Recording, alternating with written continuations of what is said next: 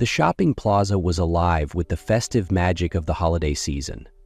Strings of twinkling lights adorned every railing, and the sweet melodies of Christmas carols spilled from the overhead speakers.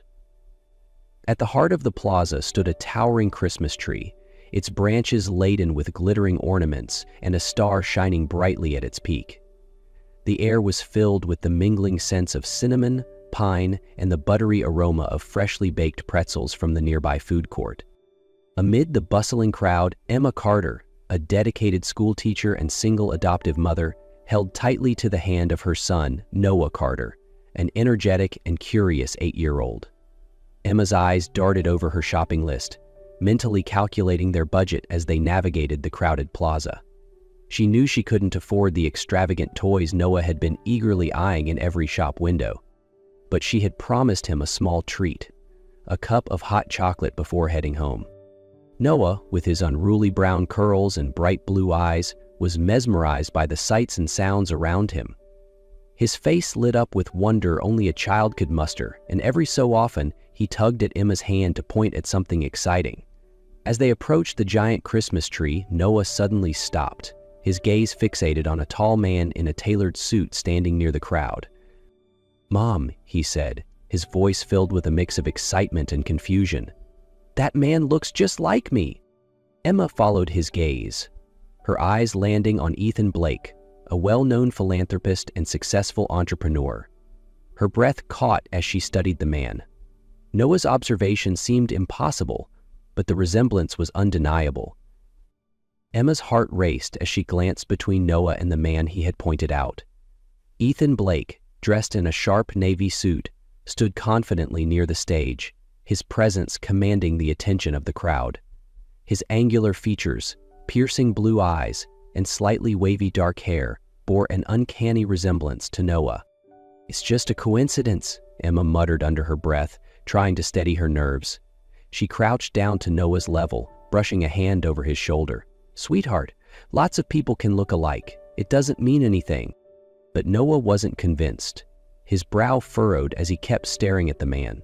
"No, Mom, it's not just a little alike. Look at his face. He has the same nose as me, and his eyes." Emma swallowed hard, her chest tightening. She didn't want to acknowledge it, but deep down, she couldn't deny the striking similarity. For years, she had shielded Noah from questions about his birth parents, believing that her love and their bond as mother and son were all that mattered. Yet here was a moment she couldn't simply explain away. "Come on, let's go," Emma said, tugging Noah's hand gently. "We still need to pick up that book for your school project." "But Mom," Noah protested, his voice rising, "what if he's my real dad?" Emma froze, heat creeping into her cheeks as nearby shoppers turned to glance at them. She tightened her grip on Noah's hand and guided him away from the scene, her mind swirling with unease. Noah kept craning his neck to look back at Ethan, but she didn't dare follow his gaze. Ethan, meanwhile, had been speaking to the crowd about his foundation's annual charity drive, his voice calm and polished. But something pulled his attention. In the middle of his speech, his eyes swept over the audience, pausing momentarily on Emma and Noah.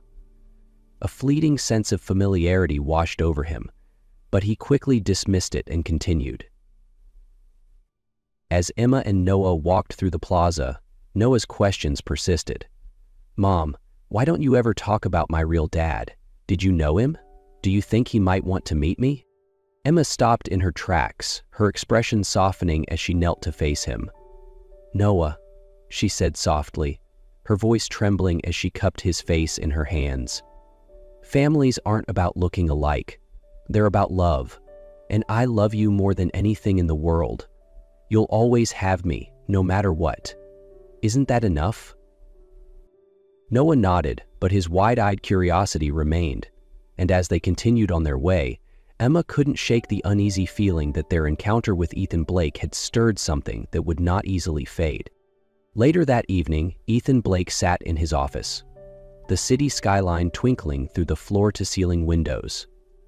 The events of the day should have faded into the background, yet the image of the boy in the plaza lingered in his mind.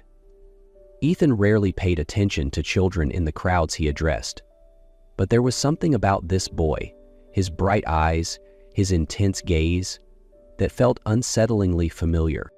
"Pull yourself together," Ethan muttered, leaning back in his chair. He convinced himself it was just a passing thought, but a nagging voice in the back of his mind wouldn't let it go. By the next morning, curiosity had taken over.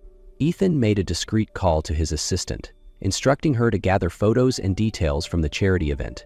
When the images arrived later that day, Ethan found himself scanning through them until he paused on a single frame. The boy stood out instantly, his face caught mid-laugh, and Ethan's breath hitched. "This doesn't make sense," he murmured. Something about the boy reminded Ethan of a woman he hadn't thought about in years. Claire Thompson, a kind-hearted artist he dated nearly a decade ago. Their relationship had been brief but meaningful, ending abruptly when Claire left the city. Ethan had been consumed by his career at the time, and he had never questioned her reasons for leaving. Unable to shake the thought, Ethan contacted a private investigator. "I need you to find everything you can about Claire Thompson," he said, his tone clipped. "And if she had a child, I need to know." A week later, Ethan sat in stunned silence as the investigator delivered the report. Claire had passed away years ago, but before her death, she had given birth to a boy. The boy, named Noah, had been placed for adoption shortly after his birth.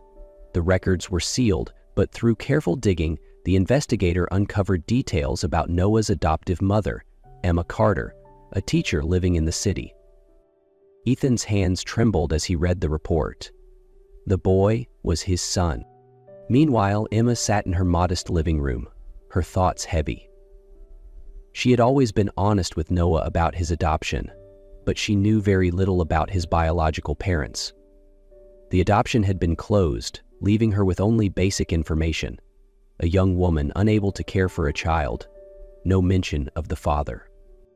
Since the encounter at the plaza, doubts had crept into her mind. Noah's resemblance to Ethan was too strong to ignore.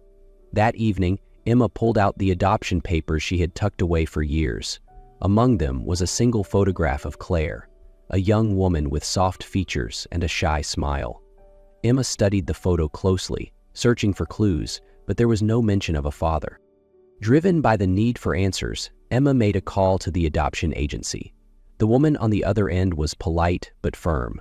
"I'm sorry, Ms. Carter. Since this was a closed adoption, we cannot release additional information." Emma's heart sank, but the woman hesitated before continuing. "There is a note in the file, though. It's unusual, but the birth mother mentioned that the child's father might someday want to know about the adoption. She didn't name him, but she described him as someone unforgettable."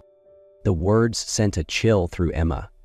The description fit Ethan Blake too well to ignore. At the same time, Ethan stared at the investigator's report on his desk. The years he had spent focused on building his empire had cost him more than he realized. He had a son, a boy who had grown up without knowing his father. Ethan made another call, this time to his assistant. "Find Emma Carter," he said, his voice steady but laced with emotion. "I need to meet her." Emma sat in a small cafe, anxiously waiting for Ethan Blake. When he arrived, he looked far more casual than the sharp entrepreneur she'd seen at the charity event.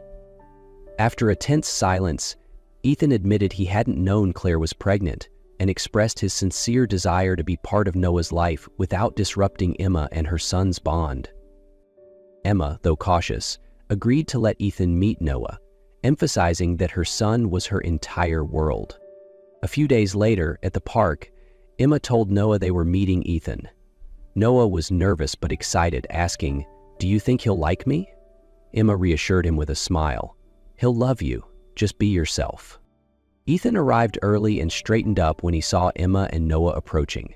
He knelt down to meet Noah's curious gaze and said warmly, "Hi, Noah. I'm Ethan." Noah studied him for a moment before breaking into a grin. "You're really tall.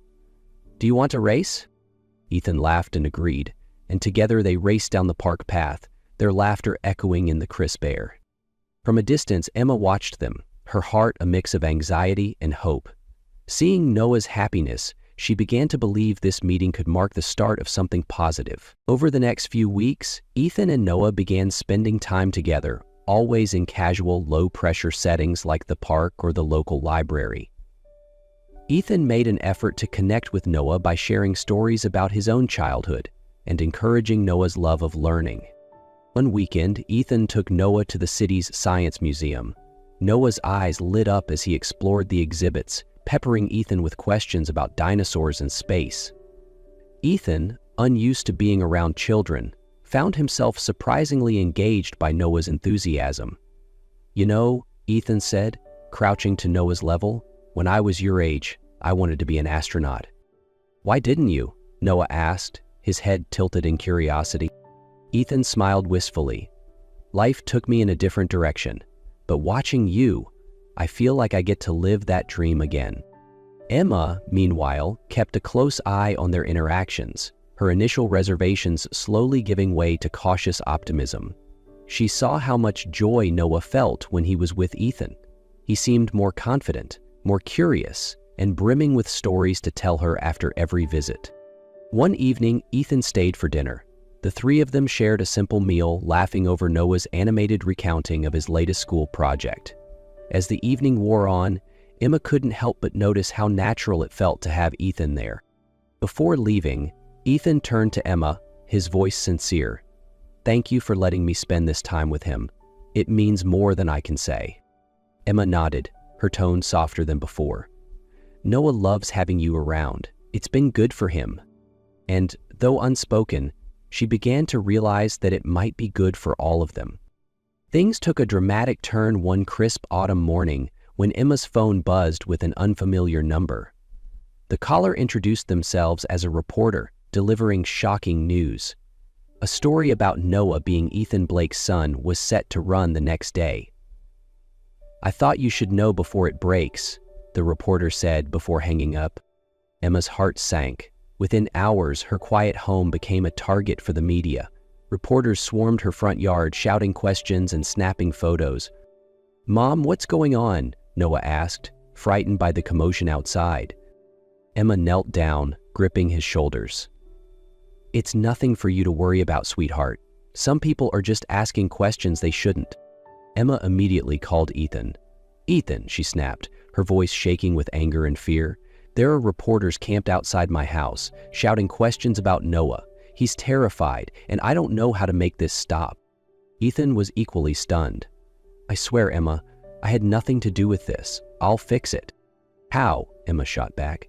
"This is already out there, and my son's life is being turned upside down." Ethan promised to handle the situation. He hired a PR team and top lawyers, working tirelessly to address the media frenzy. Despite his efforts, the chaos persisted for days. Reporters followed Emma to the grocery store, and Noah refused to leave the house, too scared to face the cameras. The weight of it all made Emma question whether letting Ethan into their lives had been the right decision. Emma stopped sending Noah to school, fearing the media would follow him. The once joyful boy grew withdrawn, spending hours alone in his room. One evening, Emma found Noah sitting on his bed, clutching his stuffed dinosaur. "Did Ethan tell the reporters?" he asked, his voice small. "No, honey," Emma assured him, pulling him into her arms. "This isn't his fault. Someone else did this to hurt him, and now it's hurting us too, but I promise, we'll get through this." Even as she comforted her son, Emma couldn't ignore the storm Ethan's presence had brought into their lives. After days of silence between Emma and Ethan, Noah surprised his mother by writing a letter. Carefully crafting each word, he poured his feelings onto the page. "Dear Ethan, I miss you. I didn't want you to leave. I know the people outside were mean, but I know it wasn't your fault. I want to see you again. Can we still be friends? Love, Noah." Emma's hands trembled as she read the letter. She saw the hope in Noah's words and couldn't ignore it. Reluctantly, she called Ethan. "Noah wants to see you," she said quietly. A few days later, they met again at the park. This time, Ethan arrived with a nervous energy, unsure if Emma would truly forgive him. When Noah spotted Ethan, he ran straight into his arms. "I missed you too, buddy," Ethan said. his voice thick with emotion. Watching from a short distance, Emma felt her heart soften. She approached them cautiously, and Ethan turned to her, his expression earnest. "Thank you for giving me another chance," he said quietly. Emma nodded slowly, her voice hesitant. "Noah deserves answers. And maybe you deserve a chance too. But this won't be easy, Ethan. I need to know that you're here for him, not just now, but always. This has to be about what's best for him." From that day forward, Ethan became a steady presence in Noah's life again. Their time together remained simple: walks in the park, quiet dinners, and shared laughter. For Christmas, Ethan gave Noah a leather-bound journal with his name embossed on the cover. "This is for all your stories and questions," Ethan said. Noah grinned. "It's perfect, thank you." As Emma watched them, she felt the beginnings of peace. It wasn't perfect, and challenges still lay ahead, but for the first time, she believed they could navigate this new path together as a family.